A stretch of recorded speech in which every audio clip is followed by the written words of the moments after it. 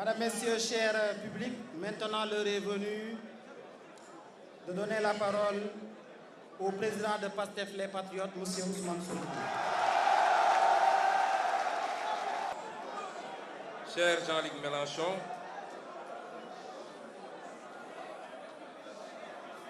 vous et toute votre délégation de la France insoumise, j'allais dire votre illustre délégation, Monsieur le recteur et à travers vous toute la communauté universitaire, chers étudiants, chers invités,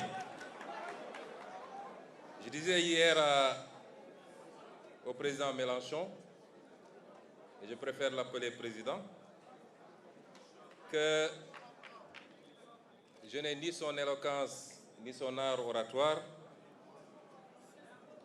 et c'est pourquoi probablement je vais me cantonner à mon texte.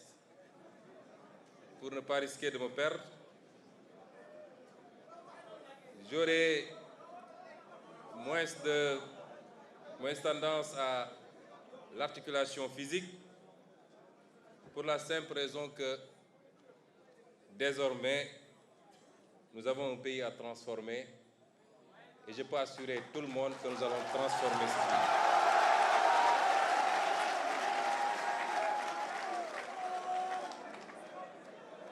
Je vous le dis avec d'autant plus d'assurance que ça fait à peine un mois que nous sommes aux affaires. Un mois de travail intense, mais ce rythme de travail se poursuivra pour les 60 prochains mois, Inch'Allah. Un travail qui nous a permis d'évaluer l'ampleur de la tâche, mais également l'ampleur des dégâts qui ont été causés. Mais un mois qui ont fini de nous convaincre, plus qu'on ne l'était avant d'arriver au pouvoir, que rien ne nous sera impossible.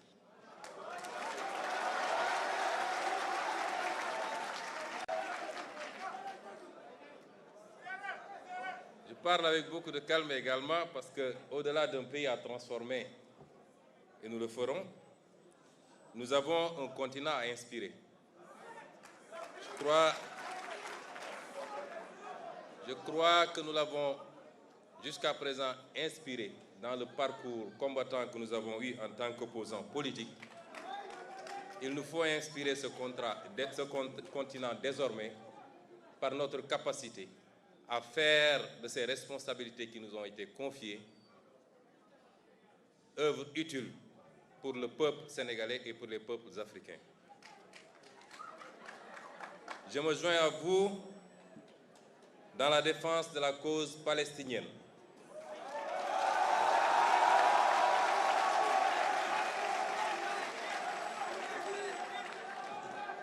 Peuple aujourd'hui massacré dans l'indifférence totale de toute la communauté dite internationale. Le Sénégal a toujours eu une position et continue à la maintenir.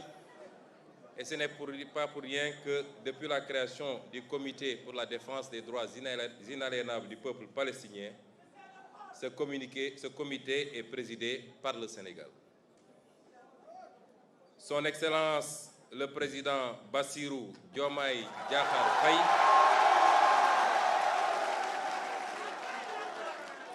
a réitéré cette position sans ambiguïté du Sénégal lors du dernier sommet de l'OCI qui s'est tenu à Banjul. Je voudrais à ce niveau faire une précision. Vous savez qu'il est inscrit dans les statuts de notre parti que tout membre du parti qui serait élu président de la République démissionne de ses fonctions dans le parti. Ce que le président Bassirou Diomaye Faye a fait, je crois que jusqu'à présent, tout ce qu'on a fait ensemble, les conférences calls qu'on a organisées entre votre formation politique et la nôtre, ont été animés, co-animés par le président Bassirou Diomaye Faye et moi-même. Il aurait bien voulu être dans cette salle avec nous, mais vous comprendrez bien que ces fonctions et surtout l'engagement statutaire que nous avons inscrit dans les statuts de notre parti l'en empêchent.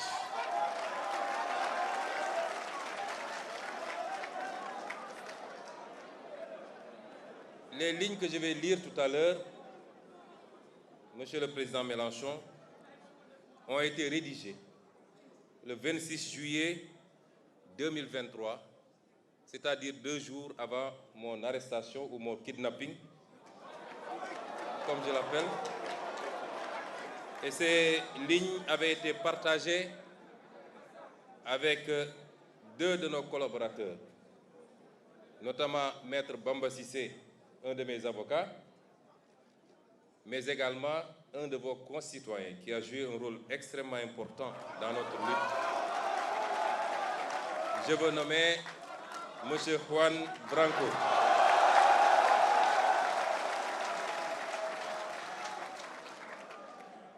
Il nous est demandé aujourd'hui d'échanger sur l'avenir des relations entre l'Europe et l'Afrique, mais il faut entendre plus particulièrement les relations entre la France et l'Afrique et entre la France et le Sénégal.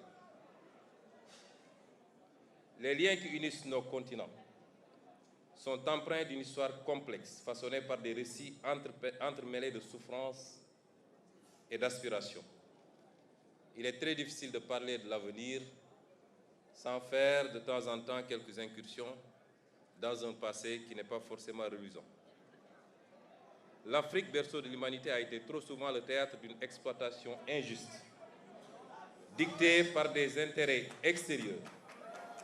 Aujourd'hui, nous nous trouvons à un tournant décisif où la nécessité de réévaluer ces schémas historiques et de promouvoir un partenariat équitable s'impose avec une urgence sans précédent. Je saisis cette tribune pour souligner l'impératif d'adopter une approche nuancée et inclusive dans notre analyse des relations Afrique-Europe. Trop souvent, les discours simplistes occultent la richesse des interactions passées et présentes entre nos continents.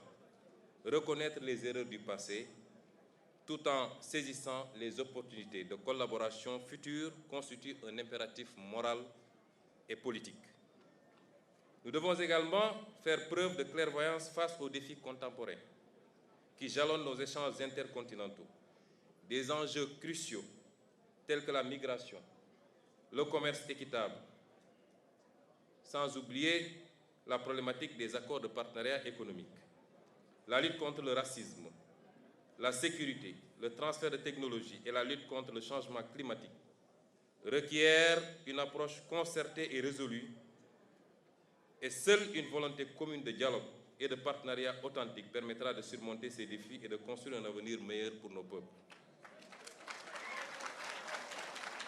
Cela, Monsieur le Président, suppose un dialogue franc, fondé sur le respect mutuel et la reconnaissance des aspirations légitimes de chaque nation à la souveraineté et au développement durable.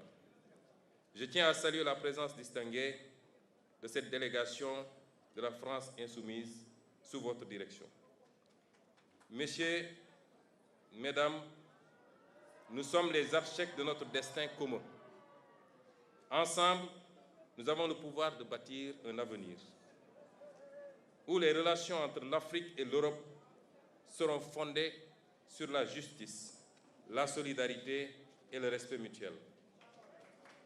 Permettez-moi également de souligner l'importance, au-delà des politiques, du rôle que les intellectuels, les artistes, les sociétés civiles et les diasporas doivent jouer dans cette dynamique de partenariat et de coopération.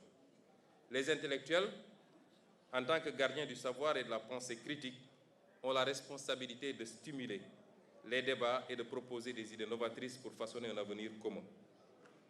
Les artistes, par leur créativité et leur expression, ont le pouvoir unique de transcender les frontières et de créer des ponts entre les cultures.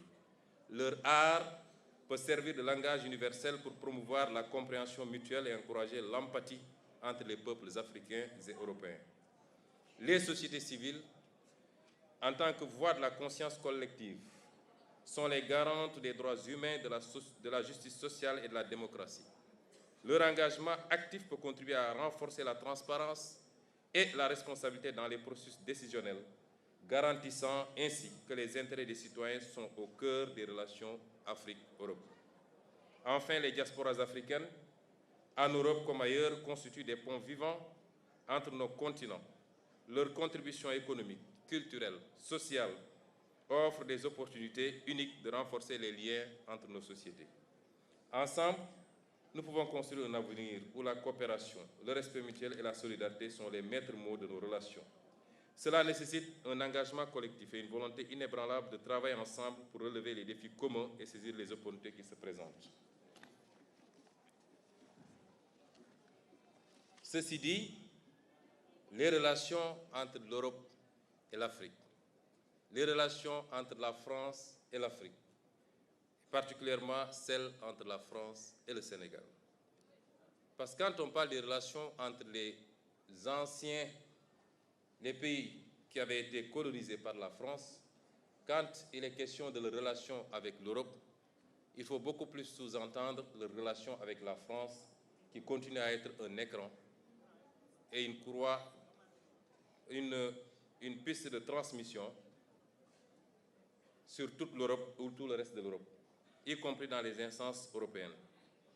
Ces relations n'ont pas été toujours fondées, assises sur l'égalité, sur l'équité, sur le respect mutuel.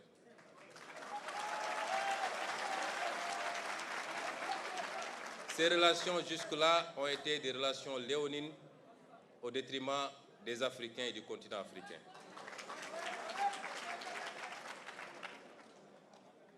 On oublie seulement une chose, c'est qu'une grande partie de l'argent qui est dans le porte-monnaie, dans notre porte-monnaie, ça s'entend, du porte-monnaie des Occidentaux, des Européens en particulier, vient précisément de l'exploitation, depuis des siècles, de l'Afrique. Pas uniquement, mais beaucoup vient de l'exploitation de l'Afrique. Alors il faut avoir un petit peu de bon sens, je ne dis pas de générosité, de bon sens, de justice pour rendre aux Africains, je dirais, ce qu'on leur a pris, d'autant que c'est nécessaire si on veut éviter les pires convulsions et difficultés. Avec les conséquences politiques que cela comporte dans un proche avenir. J'ai fait une citation qui pourrait être rattachée aux activistes africains les plus radicaux, mais qui en réalité vient de l'ancien président de la France, j'ai nommé M. Jacques Chirac.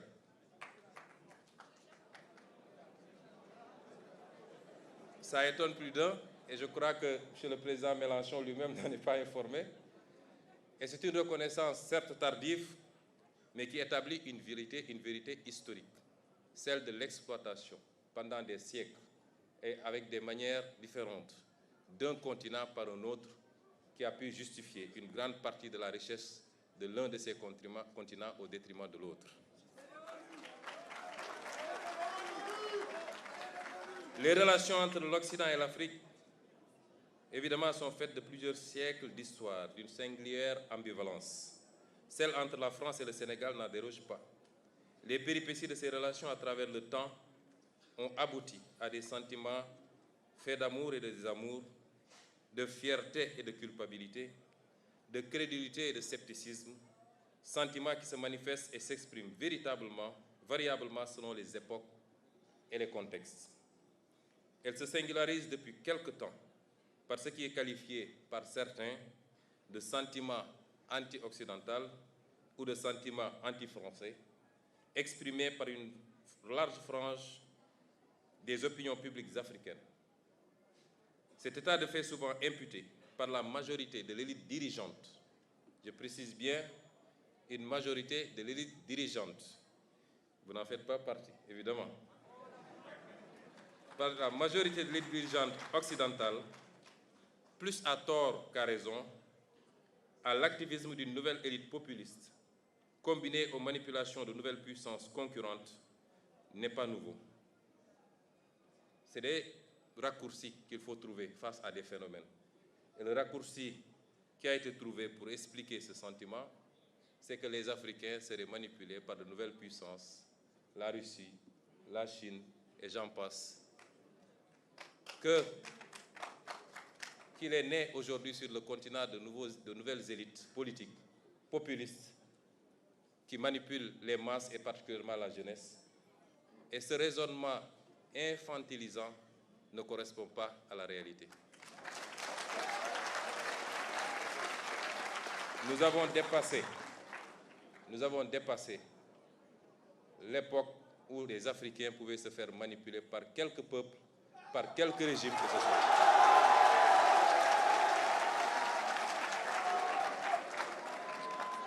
Et ce sentiment qui se manifeste aujourd'hui s'est toujours manifesté des indépendances à maintenant.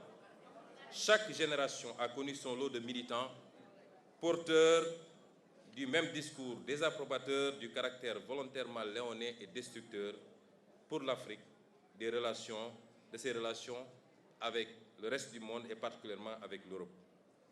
Ce qui est par contre nouveau, et nous l'admettons, c'est l'ampleur qu'ont pris ces idées auprès des masses africaines, nourries entre autres par les échecs des élites gouvernantes africaines souvent corrompues et les relations ambiguës que l'Europe entretient avec elles, les menaces sécuritaires, l'apparition de nouvelles opportunités de coopération, mais évidemment l'effet multiplicateur des réseaux sociaux.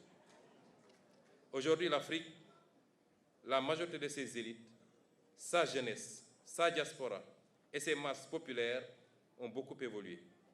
L'Occident l'a-t-il suffisamment compris? Ou est-il encore figé dans une version focardienne de ses relations avec l'Afrique?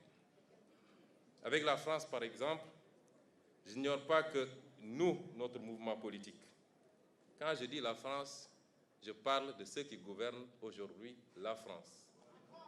Je parle du président Macron et de son régime. Nous ne parlons pas du peuple français avec lequel nous n'avons aucun problème et avec lequel nous sommes liés par une longue et riche histoire. Et je ne parle pas de toutes les élites politiques françaises, ni de la société civile. Je parle de l'élite gouvernante actuelle. Cette France, je n'ignore pas que pour elle, nous avons été, et peut-être nous le sommes encore, malgré notre élection démocratique par le peuple sénégalais, dépeint sous les traits d'un mouvement et d'un leader terroriste, islamiste, violent, populiste, anti-occidental, pro-russe. Je ne parle pas de vous. Vous partagez ce soir avec nous.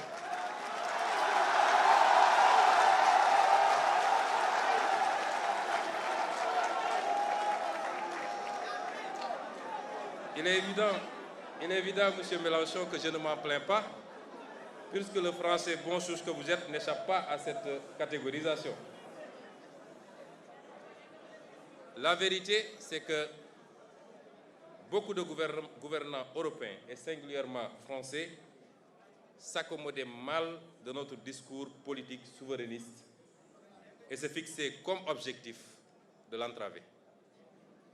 C'est ce qui explique certainement leur mutisme approbateur face à la sanglante persécution du régime du président Macky Sall contre notre parti politique et ses militants.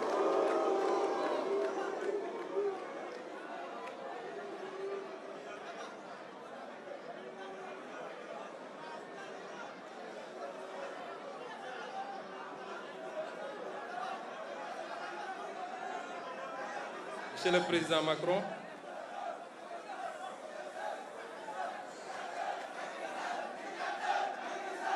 je voulais dire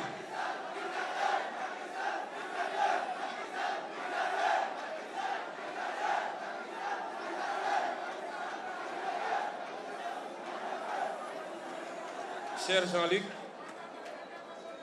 ce tableau semble assez sombre. Je le dis parce que durant toute la période de persécution extrêmement violente contre tout un mouvement politique au Sénégal, ayant entraîné, causé la mort de plus d'une soixantaine de personnes, des milliers de blessés, plus de 1000 détenus politiques, vous n'avez jamais entendu le gouvernement français dénoncer ce qui se passait au Sénégal.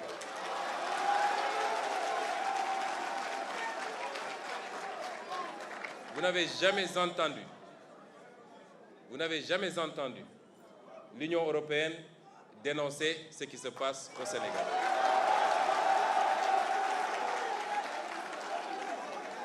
Et pire encore,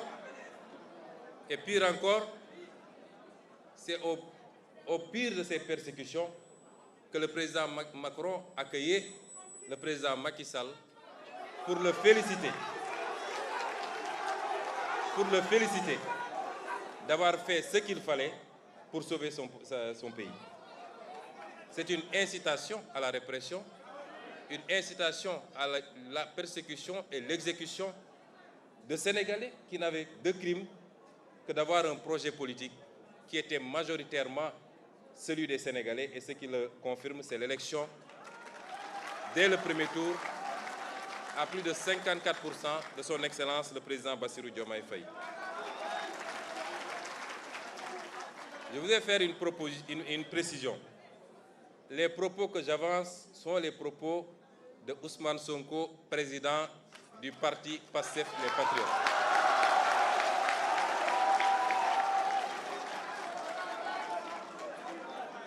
Il est évident que notre posture actuelle, consistant au fait que nous avons à conduire les destinées de ce pays qu'est le Sénégal, nous amènera à collaborer avec tous les États du monde, y compris l'État français et donc le gouvernement de M. Emmanuel Macron. Mais je peux également assurer que les postures et les positions que nous avons défendues jusqu'à présent en tant qu'opposants seront exactement les mêmes aujourd'hui qu'on est.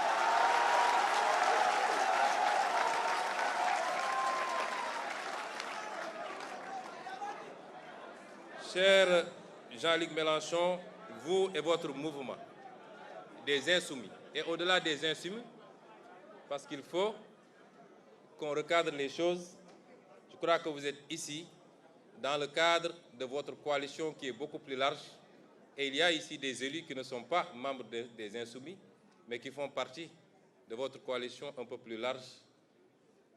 Mais je dirais, vous et votre mouvement, vous nous avez dit hier que vous ne vouliez pas que par votre silence sur ce qui se passait ici au Sénégal, que ce silence soit le prétexte d'une généralisation de cette perception à toute l'élite politique française et au-delà à tout le peuple français.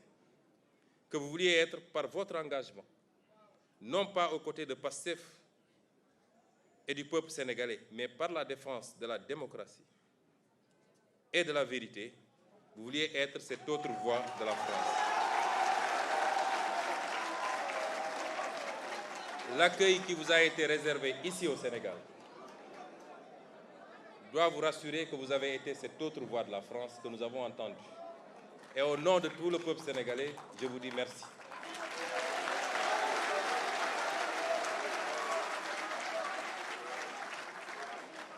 Vous voilà donc, M. Mélenchon, aujourd'hui à Dakar, terre d'Afrique, terre d'hospitalité, terre de liberté et terre de paix,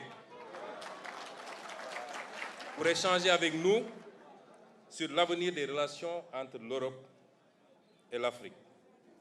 Très vaste sujet.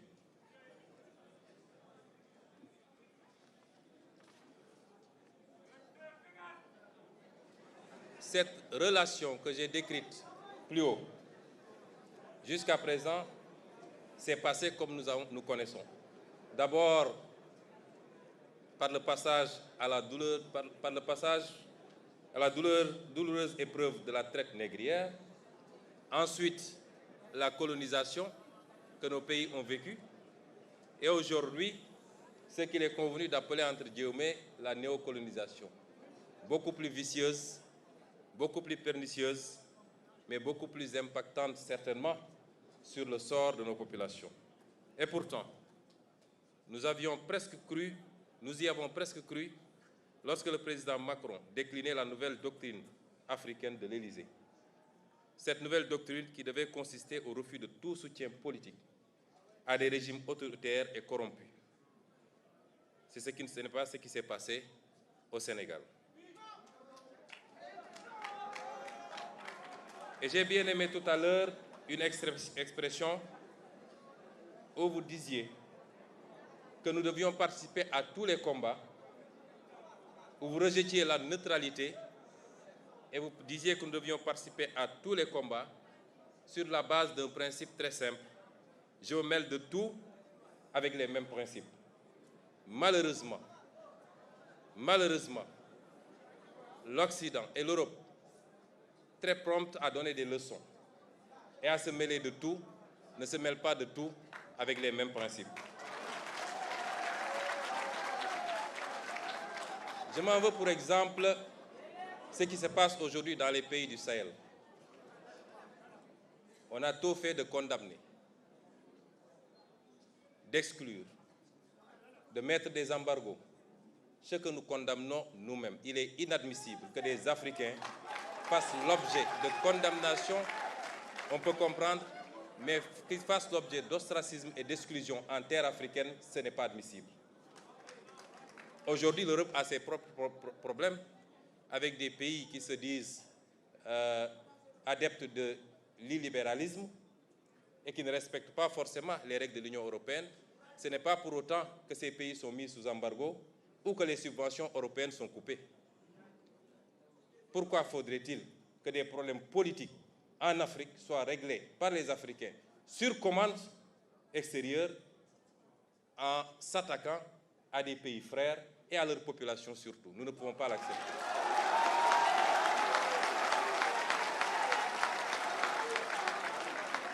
Et c'est pourquoi nous ne lâcherons pas nos frères du Sahel. Et nous ferons tout ce qu'il faut pour raffermir les liens et leur apporter notre solidarité. Ceux qui aujourd'hui condamnent des régimes considérés comme des régimes militaires ou dictatoriaux sont pourtant enclins à aller dans d'autres régimes qui ne sont pas démocratiques lorsque leur intérêt s'y trouve pour négocier du pétrole ou des marchés. Est-ce qu'à partir de ce moment, on peut dire qu'ils se mêlent de tout avec les mêmes principes? Absolument pas. Les problèmes internes au pays doivent être réglés par les citoyens de ces pays. Certes, il y a eu des coups d'État.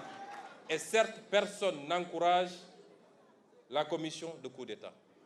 Mais je refuse d'être ceux qui analysent les symptômes et qui refusent d'analyser les causes réelles et profondes de ces problèmes.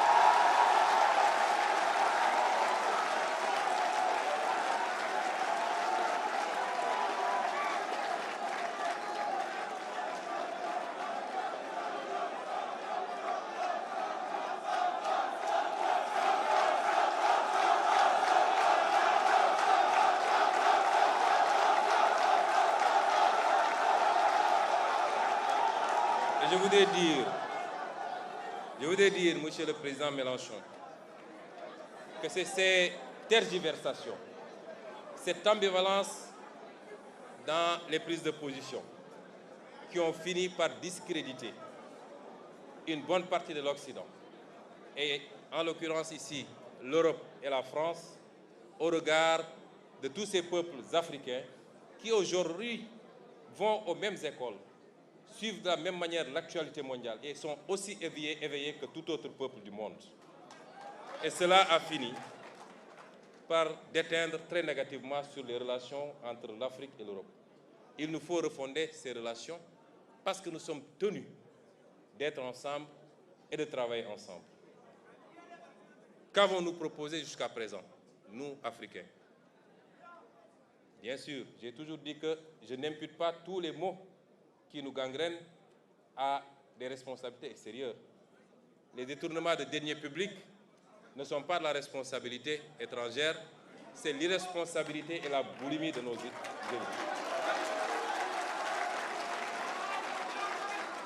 Les mauvais choix de politique publique, même s'ils sont dictés par des institutions internationales, ne sont que de la responsabilité de nos propres élites.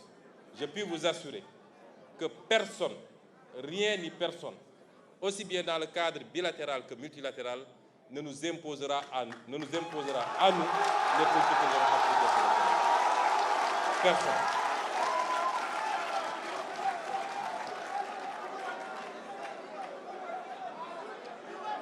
Et donc, nous allons développer ici quelques axes qui nous paraissent importants, des propositions, des offres sur ce qui doit pouvoir relancer cette coopération sur de meilleurs termes qu'elle ne l'est actuellement. Mais avant, je présenterai brièvement le modèle qui est le nôtre. Nous sommes arrivés au pouvoir avec un modèle que nous avons présenté aux Sénégalais pendant 10 ans. Nous n'avons pas été élus parce que nous avons des machines à billets pour distribuer à un électorat. Non. Nous avons été élus sur la base d'un programme, d'un projet, d'une vision. Et de manière synthétique, c'est quoi cette vision? Pour nous, l'Afrique peut et doit être une importante locomotive de la croissance mondiale. Pour cela, elle n'a pas prioritairement besoin d'un traitement de faveur ou d'une approche infantilisante, comme ce fut le cas jusque-là. Elle n'a pas besoin d'un modèle principalement financé de l'extérieur à travers une dette mal maîtrisée et libellée en devises étrangères,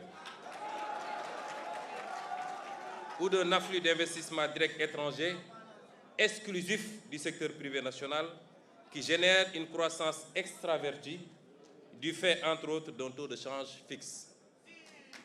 On nous parle de croissance depuis des années. La pauvreté n'a pas cessé de galoper.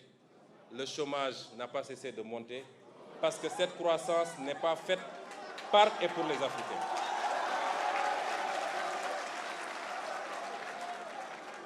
Tel est le schéma auquel est soumis le continent africain, et le Sénégal en particulier, par le libéralisme ambiant qui les a réduits à un statut de marginaux dans leur propre continent.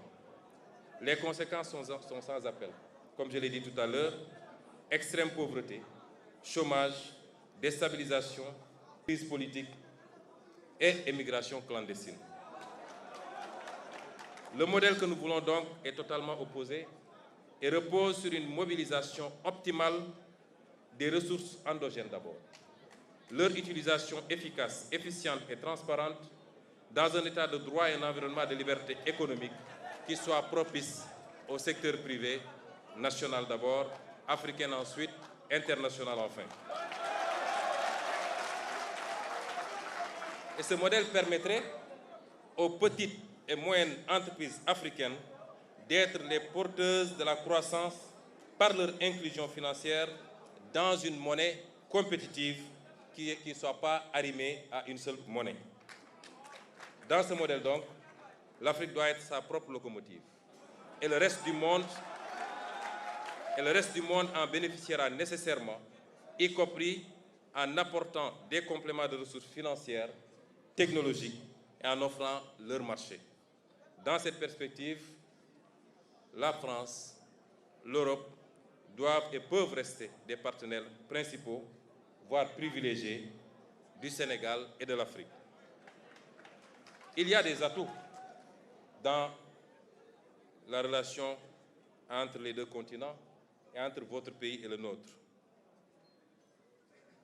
Ces atouts sont indéniables.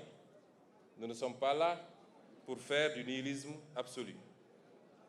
Le premier atout, c'est que nous partageons cette culture ou cette soif, au niveau des peuples en tout cas, de la démocratie et du libre choix des peuples.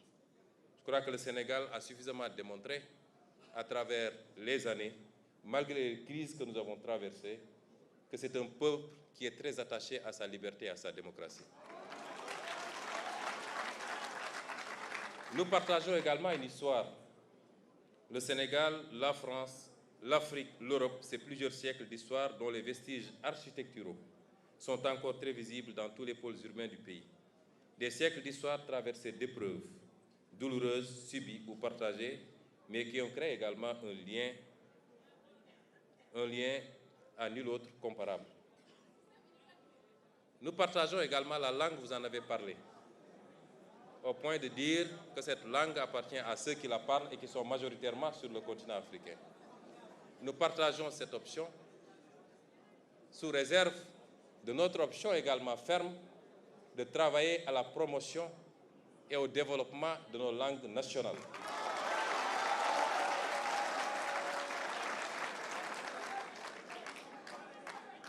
Nous partageons également un corpus institutionnel et juridique. L'un des solides héritages justement de cette histoire réside dans la similitude des systèmes institutionnels et juridiques en usage dans nos pays, ce qui simplifie et stimule les rapports de travail, la mobilité professionnelle, des professions libérales par exemple. J'ai ici devant moi Maître Tine, qui est à la fois avocat au barreau de Paris et au barreau de Dakar du Sénégal, et le partage d'expériences également. La proximité géographique, le continent qui nous est le plus proche, évidemment, est le continent européen. Et pour le Sénégal, une attention mutuelle. Tous ces éléments sont des prérequis qui peuvent valablement présager de relations privilégiées et riches si l'on sait leur donner les orientations adaptées au contexte et à l'époque. Quels sont les contours qu'il faut lui donner? Nous avons une marge extraordinaire de progression dans nos relations, dans le domaine de la technologie, de l'intelligence artificielle, comme on l'a dit tantôt, de l'efficacité énergétique et la transition écologique, des investissements dans tous les domaines. Je parle des investissements directs. Autant d'enjeux modernes pour lesquels les pays africains, largement à la traîne, doivent pouvoir compter sur le partenaire européen, en sus des domaines classiques qui nous interpellent, la problématique de l'immigration, que nous ne voulons pas, dont nous ne voulons pas, que nous ne souhaitons pas. Nous dénonçons ce phénomène plus que vous-même, parce que c'est l'élite de notre jeunesse, à la fleur de l'âge, qui périt dans les océans. La problématique de la bonne gouvernance est celle de notre révolution industrielle qui est inéluctable. Je me garderai de faire les développements sur chacun de ces points, puisque j'en avais fait, mais je ne veux pas être trop long, sur la technologie, l'efficacité énergique et la transition écologique, les investissements directs et la coopération technique, les questions d'immigration et de bonne gouvernance, que je vais traiter un peu. Parce que la malgouvernance et la pauvreté sont le lit de ces tentatives morbides d'exode codifiées sous l'appellation d'immigration clandestine par le peu de perspectives qu'elles offrent aux populations africaines. J'ai dit une fois qu'en réalité, l'immigration est un phénomène naturel aussi vieux que le monde. Elle peut être justifiée par deux raisons. Simplement parce que, premièrement, les gens ne trouvent plus à s'épanouir là où ils sont installés, ou deuxièmement, que d'autres sont venus prélever leurs richesses et ils suivent le même chemin que leurs richesses.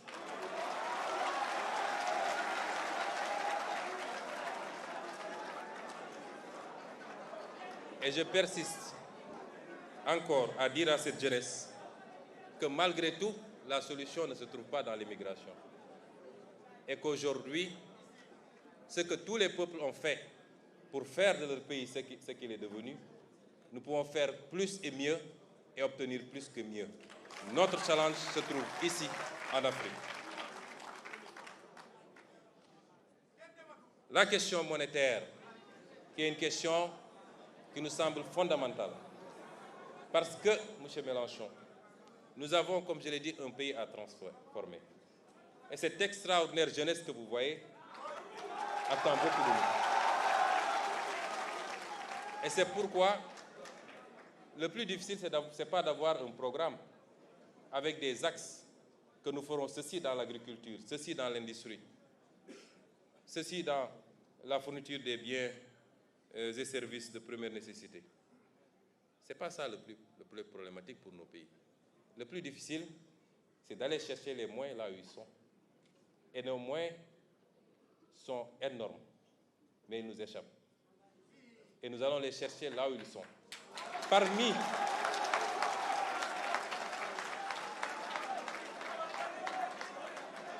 et sous ce chapitre, Je voudrais dire que la monnaie, tout autant que l'impôt, est un puissant levier économique et un instrument de souveraineté. Vous avez tantôt parlé de souveraineté. On ne peut pas en passer, imaginer une seconde que la France puisse avoir une monnaie qui ne lui appartienne pas véritablement. Aucun État digne de ce nom ne doit sous-traiter sa monnaie. Et en guise d'exemple, le général de Gaulle, qu'il avait si bien compris qu'à la veille du débarquement de Normandie, lorsque Winston Churchill lui fit part de l'intention des Américains d'imposer à la France, après la libération,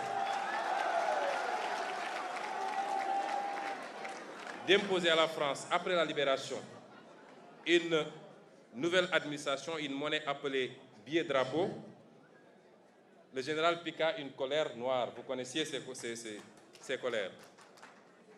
Allez, faites la guerre avec votre fausse monnaie, rétorqua-t-il. Ce billet ne circula que peu de temps en Normandie, notamment un seul mois, deux ou trois mois, de juin à août 1944, avant d'être définitivement retiré. Voici ce que nous en disions sur la question monétaire dans notre ouvrage intitulé « Solutions pour un Sénégal nouveau ». Je disais alors que nous optons sans équivoque pour une sortie prudente de ce système exsangue, car les banques centrales ayant perdu toute initiative de change pour maintenir ce taux de réserve, compriment nos économies et réduisent l'activité interne par une limitation des émissions monétaires. Ce que nous proposons, c'est de restituer à la monnaie ses fonctions d'écoute et de financement de l'économie par la formulation de l'offre des productions à l'exportation et à la consommation intérieure, l'appui aux politiques industrielles, et j'en passe, et j'en passe. Et c'est pourquoi aujourd'hui, dans notre option de renforcer notre marché financier national par divers leviers, parmi lesquels des investisseurs étrangers qui acceptent de combler notre déficit d'épargne pour partie en monnaie locale. Imaginez-vous que les pays africains s'endettent en devises étrangères et donc sont exposés aux fluctuations du marché. Aucun pays africain presque ne peut s'endetter en devises locales. Et cela doit cesser parce que nous en subissons les contre-coups. Et ce que nous voulons également, c'est une monnaie flexible, arrimée au moins à deux devises, à même d'aider à amortir les chocs exogènes et accompagner notre compétitivité à l'exportation. Je ne pourrai pas faire tous les développements sur la question monétaire, mais si j'en parle, c'est que à chaque fois qu'un homme politique africain soulève la question monétaire, il devient le diable incarné.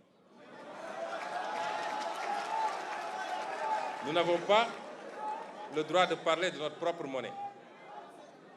On n'en débat jamais au Parlement, on refuse d'en débattre dans les plateaux de télévision, et pourtant vous pouvez débattre de l'euro sur la tribune de l'Assemblée nationale française.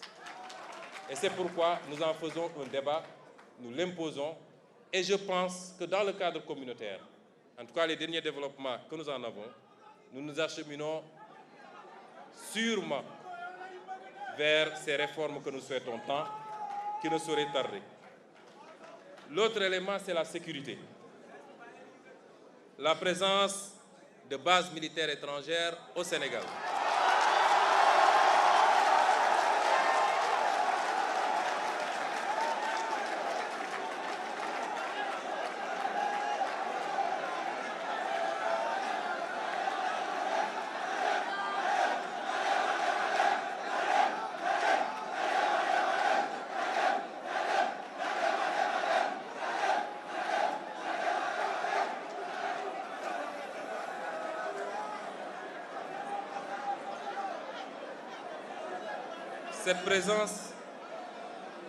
Cette présence de bases militaires suscite des interrogations légitimes, plus de 60 ans après nos indépendances.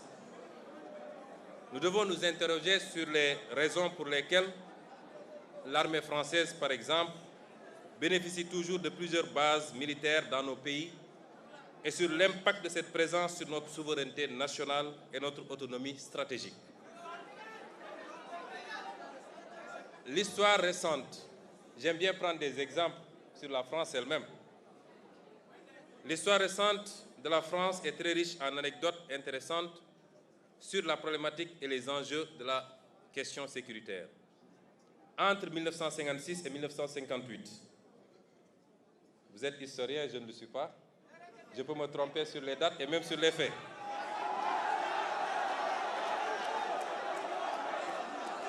Mais entre 1956 et 1958, c'est-à-dire après la Deuxième Guerre mondiale, les Américains eurent le projet d'installer sur le territoire français un stock d'armes nucléaires et de missiles balistiques.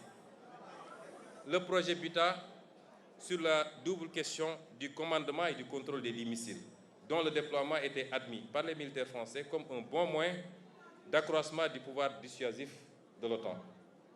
L'armée de l'air de la France jugeait alors inacceptable le principe selon lequel les escadrons de missiles balistiques resteraient sous commandement américain. Ces unités devaient impérativement être sous commandement national. Dès son arrivée au pouvoir, le général de Gaulle, encore lui, lors de la réunion de défense du 7 juin 1958, avisa que ces armes devront être obligatoirement sous contrôle français et que la France réclame le droit de donner son avis dans le déclenchement d'une éventuelle guerre nucléaire, toutes conditions jugées excessives par les Américains au point qu'un accord n'ait pu être conclu. Deuxième exemple, en mai 1966, le général de Gaulle engagea la France à se retirer du commandement intégré de l'OTAN, qui disposait alors d'une dizaine de bases militaires en France. Et la conséquence, nous la savons. Et justifia cette décision par la volonté de la France de disposer d'elle-même, volonté qui est incompatible avec une organisation de défense dans laquelle elle est subordonnée. Je réitère ici la volonté du Sénégal de disposer de lui-même, laquelle volonté est incompatible avec la présence durable de bases militaires étrangères au Sénégal. Ceci ne remet pas en question les accords de défense. Nous entretenons des accords de défense avec beaucoup de pays, les États-Unis, la Grande-Bretagne, la Chine même, je crois, beaucoup de pays. On peut avoir des accords de défense sans que cela ne justifie que le tiers de la région de Dakar soit occupé aujourd'hui par des garnisons étrangères.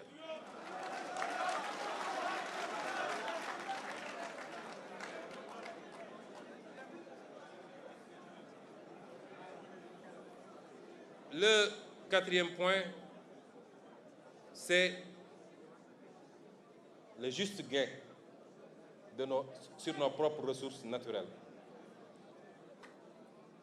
Nous l'avons dit plus haut, le modèle que nous voulons pour nous repose sur une mobilisation optimale des ressources endogènes. Nous disons merci à tous nos partenaires.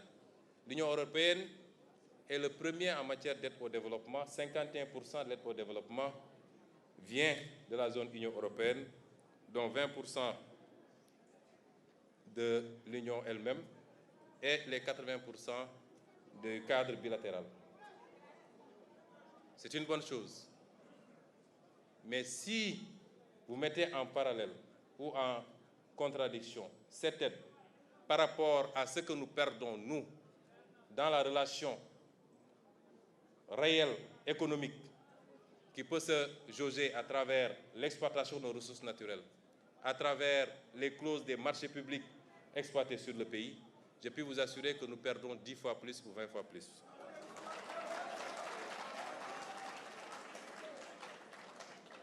Et c'est pourquoi nos partenaires doivent comprendre que c'est là la seule issue à la délicate et teigneuse question du chômage de masse.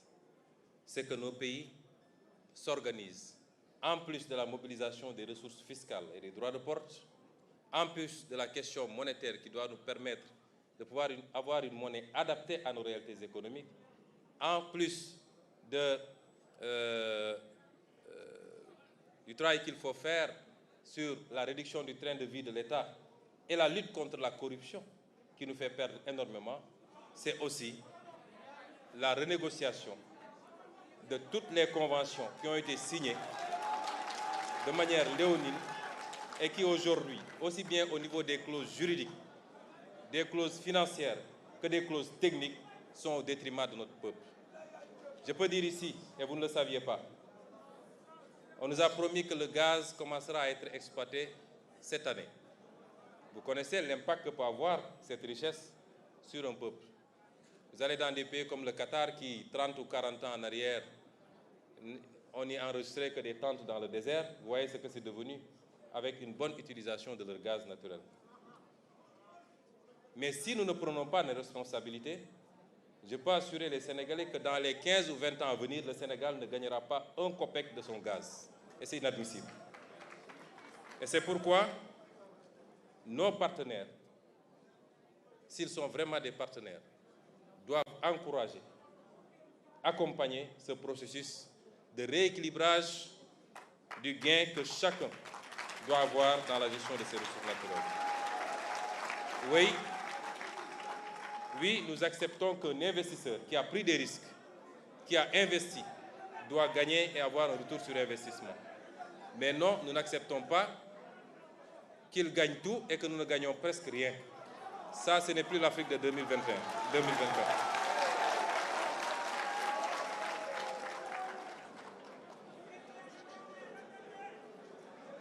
J'aimerais terminer par le dernier point.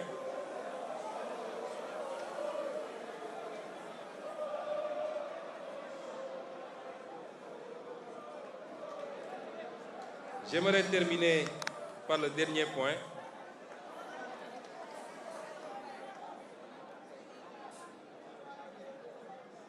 Nous disions hier, vous et moi, que nous avons énormément de convergences. Et je suis sûr que vous vous retrouvez dans tout ce que j'ai dit jusqu'à présent. Je suis moins sûr que vous allez vous retrouver dans ce que je vais dire maintenant. Mais on ne peut pas avoir une convergence parfaite, ça n'existe nulle part. Même entre nous, Sénégalais, entre nous, dans le cadre de notre parti, le PASTEF, nous n'avons pas une convergence parfaite. Et j'aimerais terminer sur un point qui relève beaucoup plus des aspects culturels, sur lesquels les échanges doivent être prudents du moins. Sur l'aspect culturel, qui relève souvent de la foi et qui déclenche beaucoup de passion, chaque peuple doit se donner les moyens de respecter les autres peuples dans leurs croyances et leurs convictions.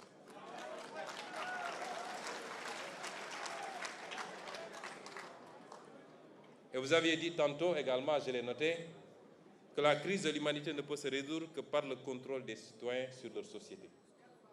Il n'y a pas une seule société humaine. Il peut y avoir un certain nombre de valeurs universelles, mais il y a des spécificités qu'il faut reconnaître, connaître, comprendre et accepter. Et donc, la question liée aux mœurs, la question liée à ce qu'il est convenu d'appeler les LGBTQ,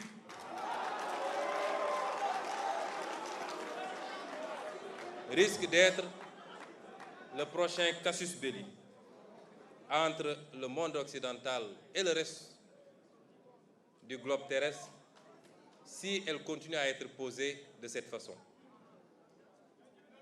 Cette question subitement érigée en débat prioritaire au sein des opinions occidentales que nous respectons quand ça relève de leur réalité.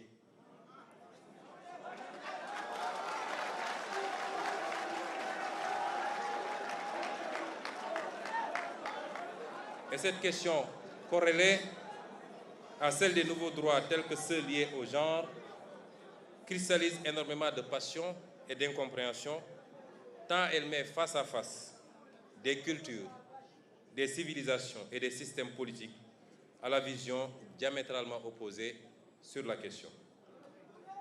D'aucuns même lient l'exacerbation de ce qui est perçu comme un sentiment anti-occidental dans beaucoup de parties du monde, non pas aux divergences politiques ou économiques, mais plus à une certaine propension de ce dernier à essayer d'imposer sa vision et ses pratiques sur des aspects qui relèvent de réalités sociales et sociologiques ancrées et donc du dogme et de la passion.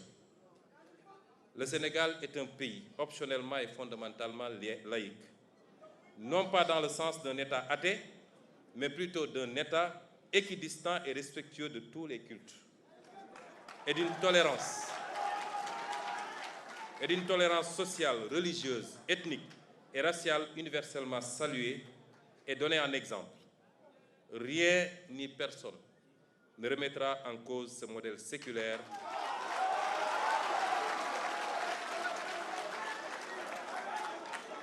qui précède même l'avènement de l'État sénégalais moderne. Cependant, même si nous partageons une ossature universelle de la laïcité, chaque société l'adapte à son contexte et à ses réalités socioculturelles.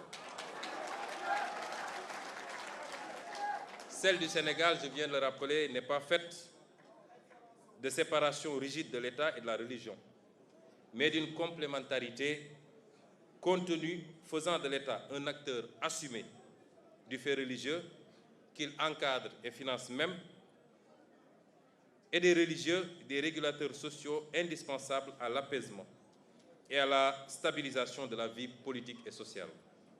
Ceci est rendu possible et même indispensable par la texture socioculturelle du peuple sénégalais, au sein duquel le spirituel occupe une place importante, chrétiens, musulmans ou adeptes des religions traditionnelles confondues.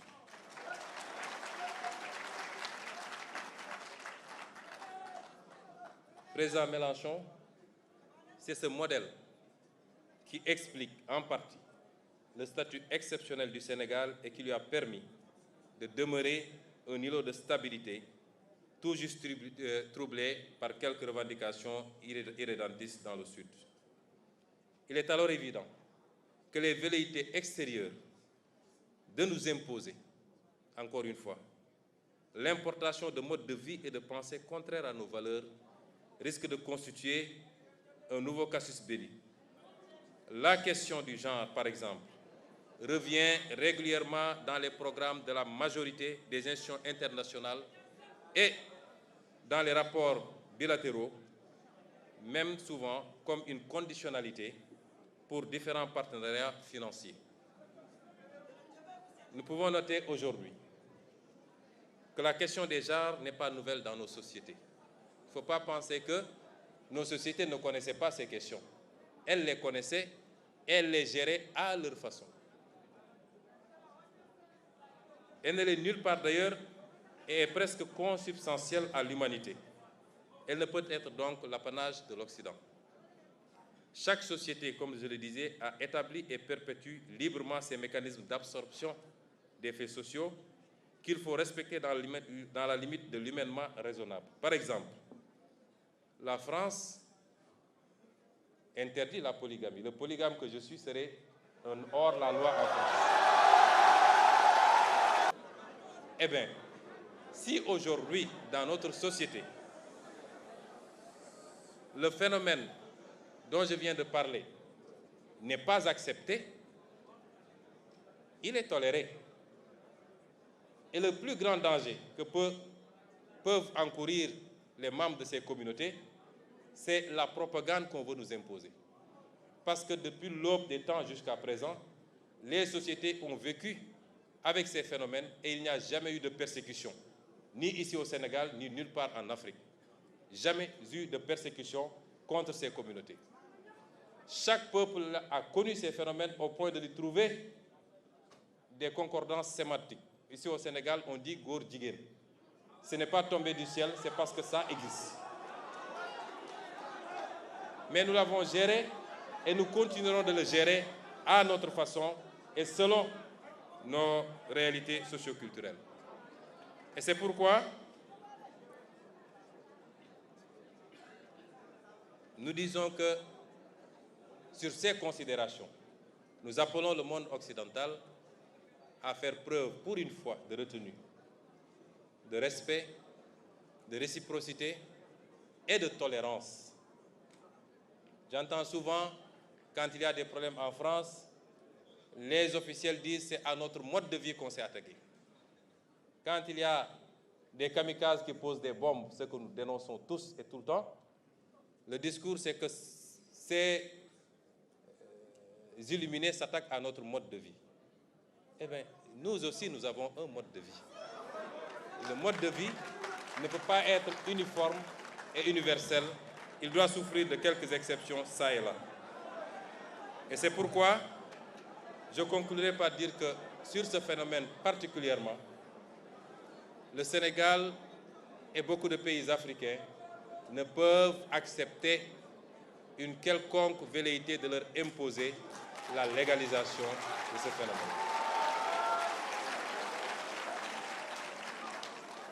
Pour conclure, je dirais que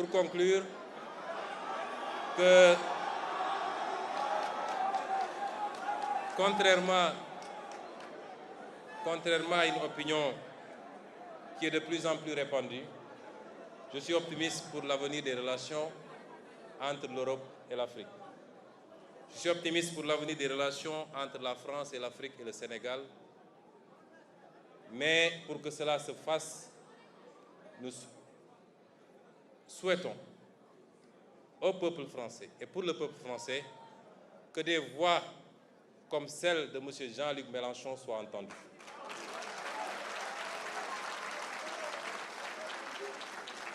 Qu'un discours éclairé, réaliste, qui tienne compte des évolutions remarquables de ces dernières décennies